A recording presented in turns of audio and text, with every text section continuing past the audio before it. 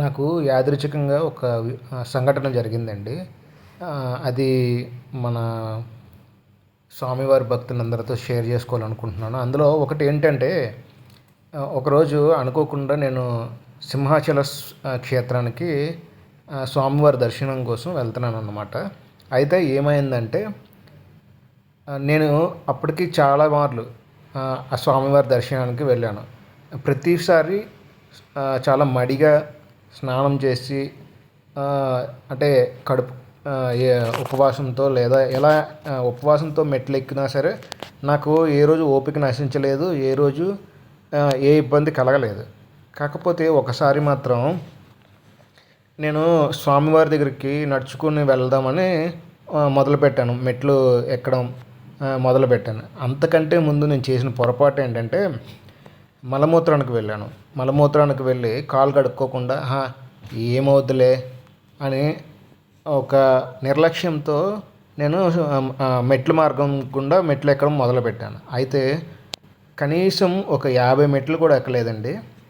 అయితే అనుకోకుండా వెనక్కి తిరిగి పడిపోయాను. వెనక్కి తిరిగి పడిపోయి అక్కడ ఉన్న నలుగురు నన్ను లేపి అక్కడ గోడ మీద కూర్చోబెట్టి మంచినీళ్ళు ఇచ్చి ఏదో మాట్లాడుతున్నా సరే నాకు స్పృహ లేదు. అంటే నేను అంత స్పృహ కోల్పోయాను.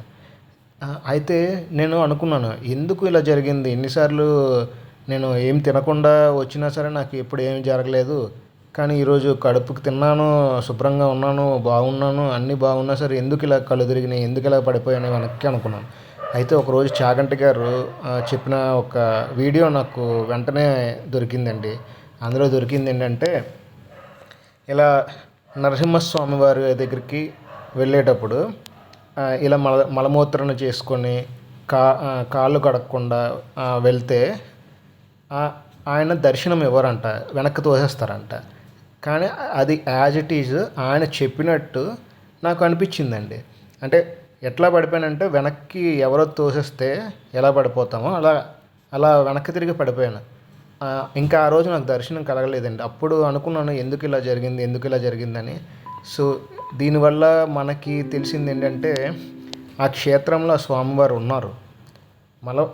మనం చేసిన నిర్లక్ష్యం ఏంటంటే, ఇది మానవులు సహజంగా చేసేదే కదా, నిత్య అంటే మలమూత్రం అనేది ఒక జీవితంలో భాగమే కదా, అదేం తప్పు కాదు కదా అనే నిర్లక్ష్యం అనుకున్నానే. కానీ అప్పుడు నాకు తెలిసింది, అంటే దీన్ని బట్టి నాకు తెలిసింది ఏంటంటే, స్వామివారు ఆ క్షేత్రంలో ఉన్నారు. అందుచేతనే ప్రతిదీ కూడా ఆయన గమనిస్తున్నారు. సో జై వరాహ స్వామి, జై లక్ష్మీ నరసింహ, జై సింహాద్రినాథ, జై అప్పన్న స్వామి.